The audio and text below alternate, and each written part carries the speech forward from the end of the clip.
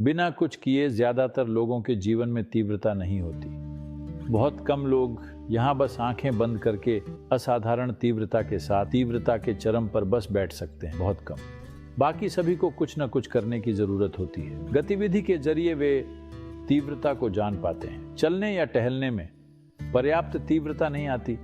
एक दौड़, हाँ, ज्यादा तीव्रता होती है। अगर दौड़ से खुश नहीं है तो लड़ाई की जरूरत पड़ती है। मत सोचिए कि धरती पर सभी लड़ाइयां और युद्ध किसी कारण या वजह से हो रहे हैं। नहीं, अगर कोई कारण न हो तो लोग लड़ने के लिए कुछ न कुछ ढूंढ लेंगे, क्योंकि उनकी जरूरत तीव्र गतिविधि है।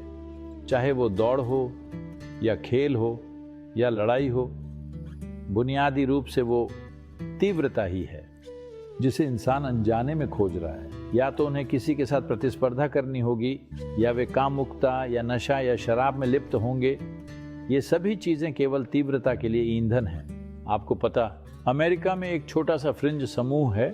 वे लोग अपने स्वस्थ अंगों को काट देते हैं। धीरे धीरे एक उंगली से शुरू करते हैं, फिर हाथ, और उनमें से कुछ यहाँ तक आ गए हैं।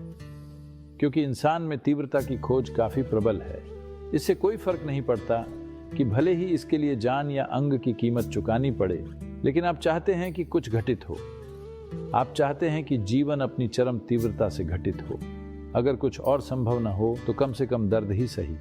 खुद को चोट पहुंचा लेते हैं, क्योंकि जीवन की लालसा केवल जीवन है और कुछ नहीं। अगर आप बस यहाँ बैठकर तीव्रता के उच्चतम स्तर पर आ सकें तो निश्चित रूप से ये ज्यादा हाईटेक तरीका है ना?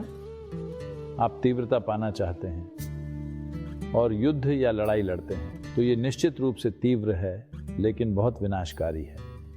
अगर अधिक हाईटेक जीवन जीना चाहते हैं तो आपको ध्यान जरूर करना चाहिए, क्योंकि तकनीक का सबसे ऊंचा स्तर खुद मानव तंत्र ही है। आप इसे इसके चरम पर ला सकते हैं। इससे बढ़िया कुछ नहीं है।